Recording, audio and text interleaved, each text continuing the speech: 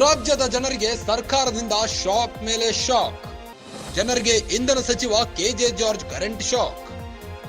ವಿದ್ಯುತ್ ದರ ಹೆಚ್ಚಳದ ಆತಂಕದಲ್ಲಿದ್ದ ಜನರಿಗೆ ರಿಲೀಫ್. ರಾಜ್ಯದಲ್ಲಿ ವಿದ್ಯುತ್ ಕೊರತೆ ಇಲ್ಲ, ದರ ಹೆಚ್ಚಳ ಸಹ ಮಾಡಲ್ಲ. ದರ ಹೆಚ್ಚಳ ಇಲ್ಲ ಅಂತ ಇಂಧನ ಸಚಿವ ಕೆಜೆ ಜಾರ್ಜ್ ಸ್ಪಷ್ಟನೆ. ವಿದ್ಯುತ್ ದರ ಹೆಚ್ಚಳಕ್ಕೆ ಸಂಬಂಧ ಯಾವುದೇ ಚರ್ಚೆ ನಮ್ಮ ಮುಂದಿಲ್ಲ. ರಾಜ್ಯ ಸರ್ಕಾರದ ಮುಂದೆ ಅಂತಹ ಪ್ರಸ್ತಾವವೇ ಇಲ್ಲ. ರಾಜ್ಯದಲ್ಲಿ ಹೆಚ್ಚು ಉತ್ಪಾದನೆ ಆಗುತ್ತಿದೆ.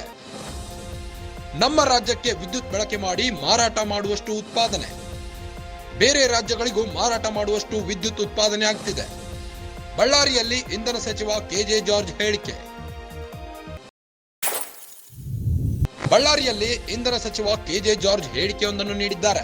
ರಾಜ್ಯದ ಜನರಿಗೆ ಸರ್ಕಾರದಿಂದ ಶಾಕ್ ಮೇಲೆ ಶಾಕ್ ಎದುರಾಗ್ತಿದೆ. ಜನರಿಗೆ ಇಂಧನ ಸಚಿವ ಕೆಜೆ ಜಾರ್ಜ್ ಕರೆಂಟ್ ಶಾಕ್ ನೀಡಿದ್ದಾರೆ. ವಿದ್ಯುತ್ ದರ ಹೆಚ್ಚಳದ ಆತಂಕದಲ್ಲಿದ್ದ ಜನರಿಗೆ ರಿಲೀಫ್ ನೀಡಿದ್ದಾರೆ.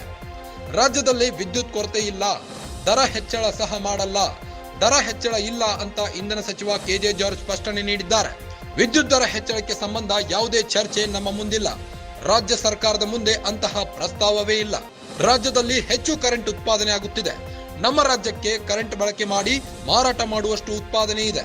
ಬೇರೆ ರಾಜ್ಯಗಳಿಗೂ ಮಾರಾಟ ಮಾಡುವಷ್ಟು ವಿದ್ಯುತ್ ಉತ್ಪಾದನೆ ಆಗ್ತಿದೆ. ಬಳ್ಳಾರಿಯಲ್ಲಿ ಇಂಧನ ಸಚಿವ ಕೆಜೆ ಜಾರ್ಜ್ ಹೇಳಿದ್ದಾರೆ.